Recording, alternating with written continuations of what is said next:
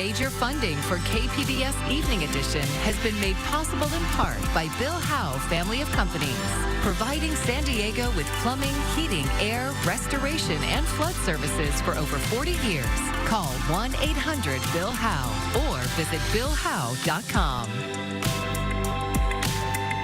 And by the Conrad Trebas Foundation, Darlene Marco Shiley, and by the following.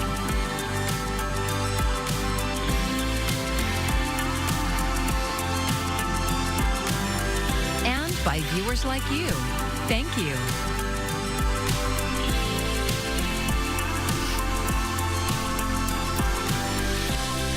Good evening, and thank you for joining us. I'm Maya Trabulsi. We may be paying more for utilities, but San Diego Gas and Electric's annual profits fell by more than a third last year. KPBS reporter Katie Hyson says it's because of a regulatory decision. San Diego Gas and Electric earned $563 million in profit last year. That's according to the annual report filed today with the Securities and Exchange Commission. That's down more than a third from the year before because of a large one-time charge to the company, something called regulatory disallowances. Basically, they thought they would recover costs regulators are now telling them they're on the hook for. Without that loss, they would have made nearly $1 billion in profits. Their profits more than tripled between 2007 and 2023. They toast each other with champagne on their earnings annually. At the backs and the sweat and the threat of families not being able to pay their rent, not being able to keep up with their bills. Yusef Miller is a member of the Interfaith Coalition for Earth Justice. They're one of several community groups pushing the city of San Diego to create a publicly owned, nonprofit utility they say could charge lower rates. SDG&E spokesperson Anthony Wagner says the company works to keep bills as low as possible while still investing in better infrastructure. Katie Hyson, KPBS News. Some good news for City of San Diego residents. Even more free parking is coming to Balboa Park. Free all-day parking to registered city residents will be added to 7 general parking lots: Pepper Grove, Federal, Upper, Lower Inspiration Point, Marston Point, Palisades, and B. Evanston. Drivers with handicap placards may park for free all day at any available spot in lots and on the roads. Starting on March 2nd, we'll have more free parking available for San Diego residents. So if you live within the city of San Diego, you'll have more access to free parking here at Balboa Park. 7 out of the 12 parking lots will be free as long as you're registered through our online portal. The digital navigators have been trained to help folks go through the process online.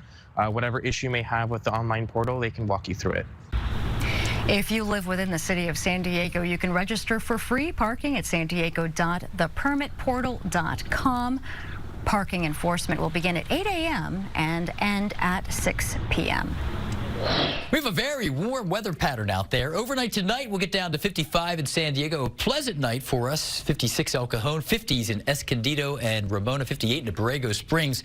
But the warmth holds on here. We're going to be looking at near record highs on Friday especially, and into Saturday and Sunday across much of the southwest. Temperatures running 10 to 20 degrees above historical averages, at least a little bit away from the coastline. We'll have your full forecast and the details coming up. After a long and often emotional meeting last night, the majority of the Escondido City Council opted to continue a contract letting federal immigration officers train at a city-owned firing range. Community organizers tell KPBS North County reporter Alexander Wen that despite the setback, they will continue to fight the presence of ICE in their city. Tonight isn't about bullets and targets. It's about boundaries. Escondido resident Angela Spusis expressed the feelings of many at the packed city council meeting last night, like Robin Ferguson, who wants ICE out of their city. Wherever ICE is, no one is safe, citizen or immigrant alike. Some pleaded with the council to protect their community. More than half of Escondido's residents are Latino. Your community is crying to be the protectors from those who seek to harm us. Councilmember Consuelo Martinez was the only one to speak out against the contract. I want to protect you. I hear you. I see you. Some council members cited concerns about possible consequences and retribution from the Trump administration. That this is an organization that is vengeful. I believe that if the contract is canceled, I do believe that all this bad things that have happened are going to happen in Escondido. Salvador G. Sarmiento is with the National Day Laborer Organizing Network, which helped organize a rally before the meeting. He says the council was being cowardly by hiding behind the Trump administration. The fact that to turn your back on your own neighbors because you're afraid of some Palm Beach politician that's in the White House right now, that's cowardly, and it's really sad, honestly, that we can't count on local officials to show a fraction of the courage that their own working class residents demonstrate. Simon Guzman, with Sowing Seeds of Dignity, was also disappointed by the council's action, but says he was heartened by all the people who showed up to support their neighbors. He says the fight is not over. I felt so much pride knowing that we were going to keep organizing, and we were in that moment, we were present and we made our voices heard. No one from the city was available for comment today. The contract remains in place. Guzman says the debate is not over. Just cancel the contract now. Thank you. Alexander Nguyen, KPBS News. The federal response is ramping up to clean a major sewage spill in the Potomac River in Washington, D.C., and that is after President Donald Trump declared an emergency this week. KPBS environment reporter Tammy Murga says here in San Diego, South County residents are feeling left behind. Billions of gallons of untreated wastewater and toxic chemicals are the source of odors that seep into Tom Chinatti's home. He lives in Imperial Beach, where the shoreline is frequently closed because of cross-border sewage pollution over the past few years. On the worst days, we get headaches, we get a little bit of brain fog, we get nausea, we lose appetite, it's hard to sleep. Chinatti and his wife, Marvel Harrison, have for years advocated for state and federal emergency declarations. They say it could expedite infrastructure fixes and environmental cleanup, but to no avail.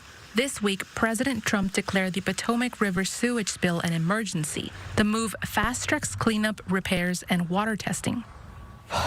I'm very glad for the declaration, for the people there.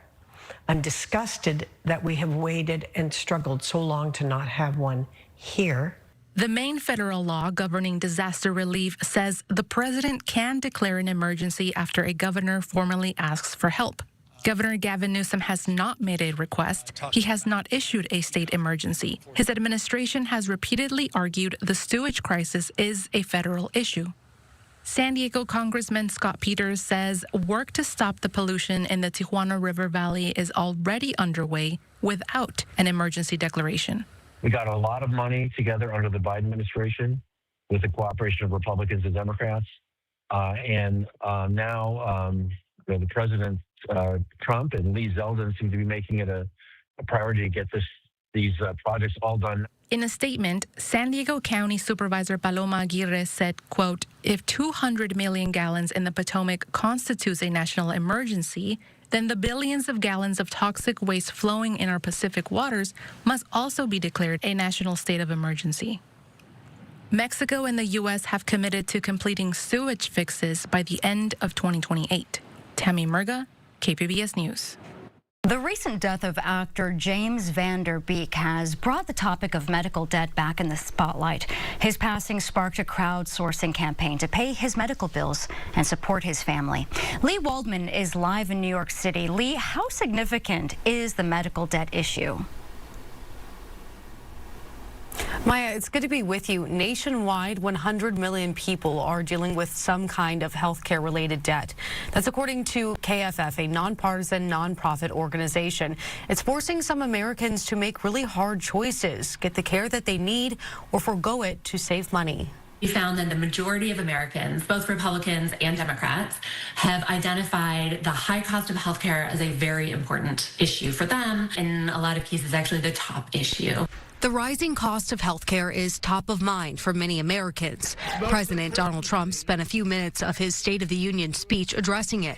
I want to stop all payments to big insurance companies and instead give that money directly to the people so they can buy their own health care, which will be better health care at a much lower cost. Millions of Americans may be paying more for insurance coverage in 2026 after the Affordable Care Act's enhanced premium subsidies ended in 2025. Dr. Lynn Cotter, a senior researcher with KFF, says people will be forced to make tough choices. Hard decisions about how to spend their hard-earned money, and it doesn't always end up with them going with medical care.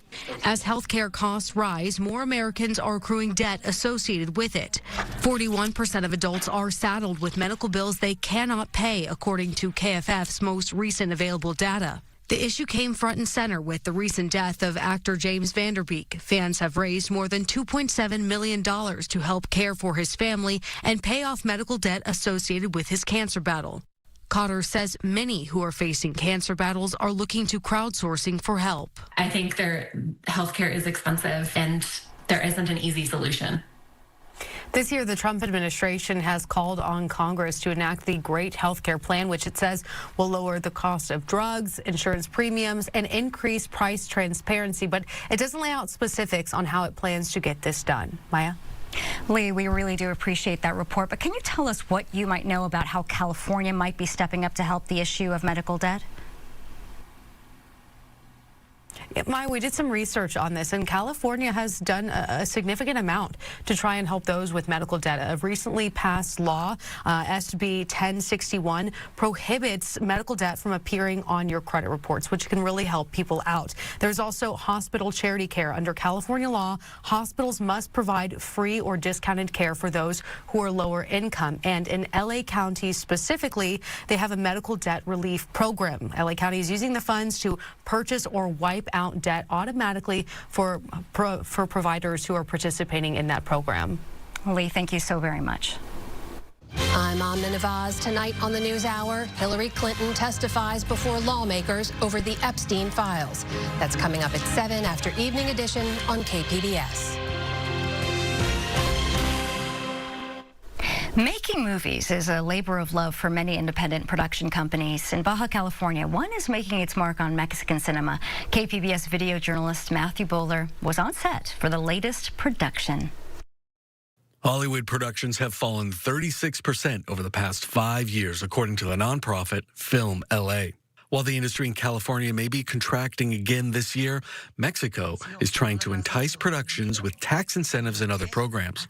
Last week, Selma Hayek joined President Sheinbaum to announce a series of new incentives meant to attract productions to Mexico. Nadie puede competir con nosotros. A partir de este apoyo, no tenemos comparación. No hay país en el mundo, no hay, que tenga la diversidad. While Hollywood may return to Mexico at some point, Mexican filmmakers aren't waiting around. This is the set of La Herencia, or The Inheritance. It tells the story of a wealthy patriarch who learns of his long-lost daughter from the ghost of his wife. Thick with drama and intrigue, this story is one of many produced by Baja California filmmaker Emilio Montiel. He didn't always make movies. Sí, yo trabajaba en construcción. Trabajé en construcción. En una compañía poniendo alfombras y eso. Montiel's movies are not in theaters, they are not expensive productions, and they are not big-budget action films. But they are watched by millions. Desafortunadamente, pues tú sabes que ganamos poco y no hay esos medios. Por eso es que yo hago esta clase de películas, pues baratas, pero trato de hacerla lo mejor que puedo. Montiel has 34 movies, each with over 1 million views. They aren't short either. Each runs about 90 minutes, and his most popular has been seen more than 5 million times. You throw money at somebody, they should be able to make something awesome. But when you can do it on a shoestring, and you're speaking, you're communicating something to people out there who feel it. That is cool, right? That is cool. That's Rory Pendergast. By day, he's a personal injury lawyer in San Diego. On the weekends, he's one of Montiel's actors. He's played a lawyer in many of Montiel's novellas, but last time he got to be an American in a Mexican prison in the movie Presidio Infernal, or Prison Hell. Oye, yo soy ingeniero. Podemos hacer un túnel. In 2022, the global economic advisory firm Oxford Economics reported that the Mexican film industry contributed 228 billion pesos to the economy. At the current exchange rate, that's over $13 billion. If someone offered Montiel big money to make his movies, he would take it. Yo quisiera hacer unas películas diferentes, ¿no? Para cine o para otras televisoras en Estados Unidos. Vamos a decir un nombre, no es Netflix o cine latino, pero no tengo el dinero. But until then, he'll keep telling stories millions love. In Playa de Rosarito, Matthew Bowler, KPBS News. Great story there by Matt Bowler. And KPBS's Port of Entry has more on Emilio Montiel's story. That episode is coming out tomorrow. Listen at kpbs.org or wherever you get your podcasts. A landmark in El Cajon has been demolished to make way for new residential and commercial development. Local residents more recently knew it as a banquet hall at Broadway and Bostonia Street, but it was once a famous country western music and dance venue called the Bostonia Ballroom. And as Ken Kramer shows us, for fans of that music, it's bringing back a lot of memories.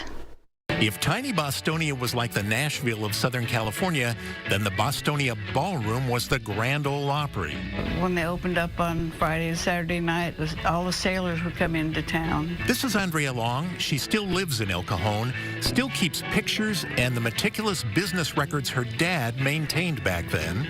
There's Johnny Cash. Bostonia Ballroom was the brainchild of her dad, a fiddle player known as Cactus Soldi, Larry DePaul, who played the accordion, and country singer Smokey Rogers. It was a family. My mother sold tickets, and my dad took care of the money end of it. And Smokey was, Smokey was the star. When it came time to perform. Since you're gone, the stars, the moon, the sun in the sky. Smokey Rogers was a singer, sweet songwriter, and San Diego TV kid show host who was co-owner of the Bostonia. Up here, this used to be an apartment where Smokey's mom and dad lived, and from where a very young Andrea could hear all this amazing music. To get there, she had to go through the dressing room. I come through there and say, everybody decent? Smokey says, come on in. And I walked in, and I saw Marty Robbins with one foot in his pants. He was changing into his costume. There were singers like Marty Robbins, but also Western swing, the dance tunes of the rural Southwest, a Cowboys version of the big bands. The music was so infectious and so fun, and it was popular enough that you could find it on television. There was Tex Williams. His hit song was Smoke, Smoke, Smoke That Cigarette. Smoke, smoke, smoke that cigarette. Puff, puff, puff, and if you smoke yourself to death, tell St. Peter at the Golden Gate, you hates to make him wait. You've got to have another cigarette. And Bob Wills, the king of Western swing. Stay all night, stay a little longer, dance all night, dance a little longer, pull off your coat, throw it in the corner, don't see why you don't stay a little longer. So there they'd be in a film or on TV one week and come to the Bostonia the next. It was a great time, but everything has its life. All things come to an end. Maybe music tastes were changing, or the stars of country and western swing were playing bigger venues for more money. My dad and Smokey decided to part ways. They'd been partners and playing music together since 1935. And it was a time to break it up after a while. Eventually, the Bostonia closed. You go through all these special things, and you don't realize how special it is until much later. And looking back to the joyous music ringing from that street corner in El Cajon every weekend, I don't know if there'll ever be anything quite like it again. Still you're gone.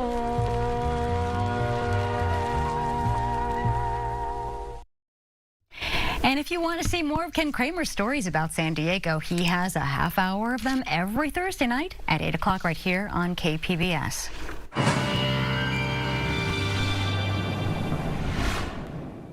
Warmth wins. That's the big headline here through the weekend. Temperatures running well above the historical average with record challenging warmth on Friday. Places like Ramona and possibly San Diego making a run to a near record high, at least for the date. We're going to stay warm all weekend. The heat will back off some early next week. You'll notice a lack of any rain references.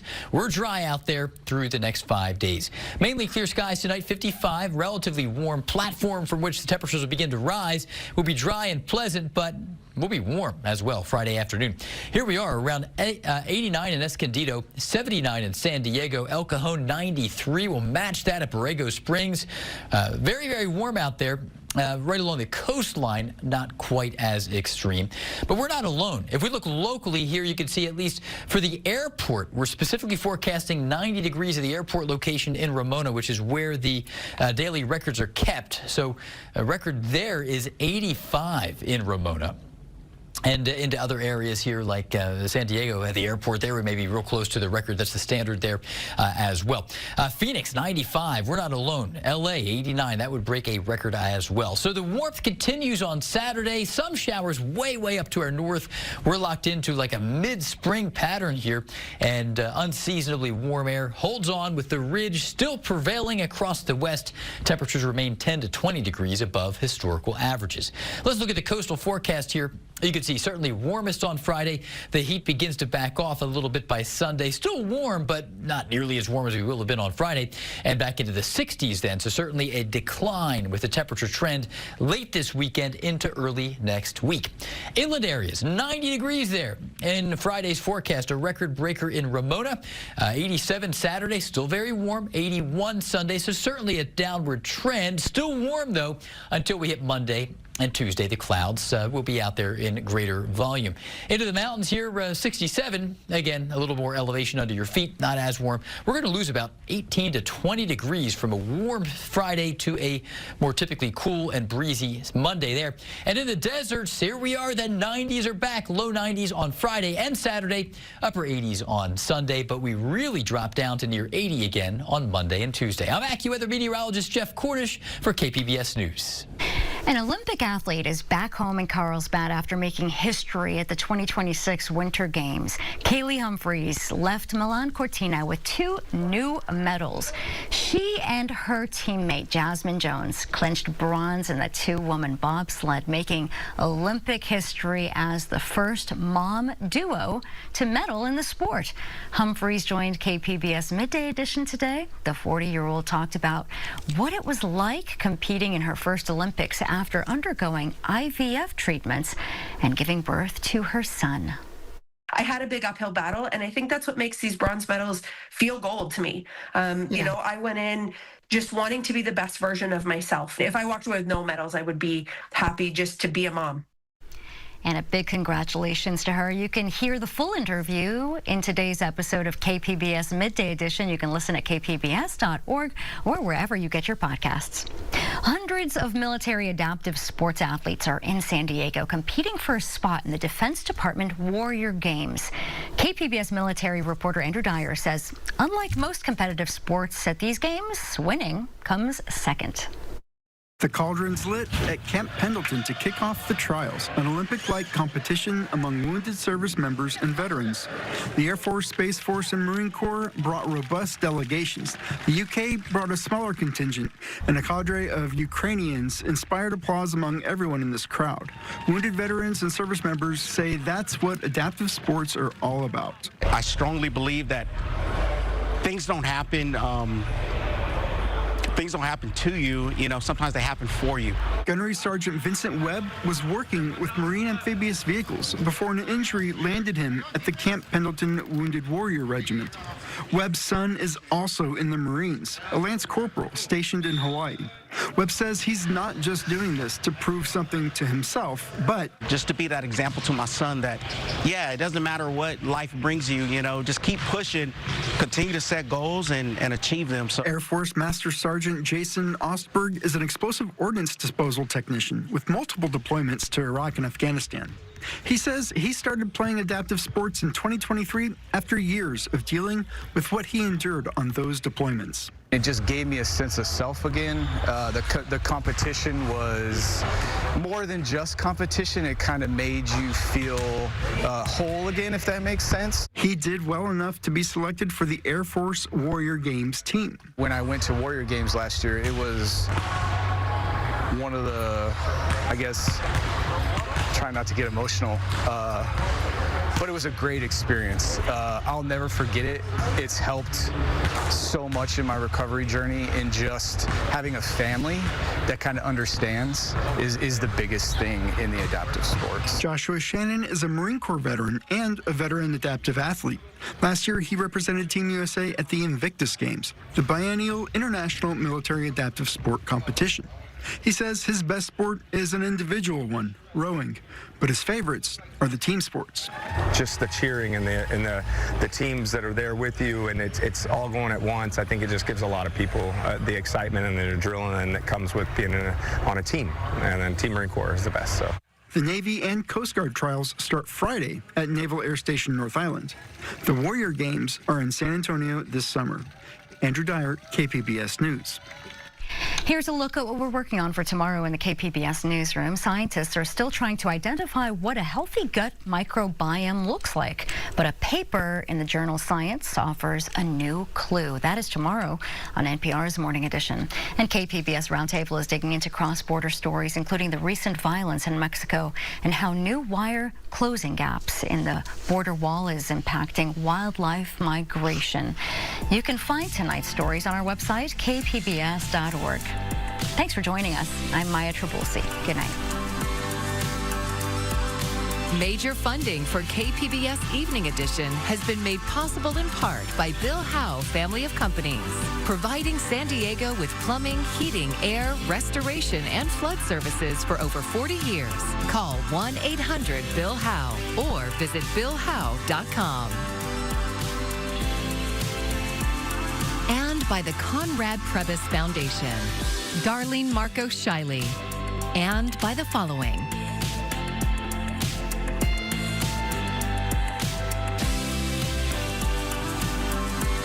And by viewers like you. Thank you.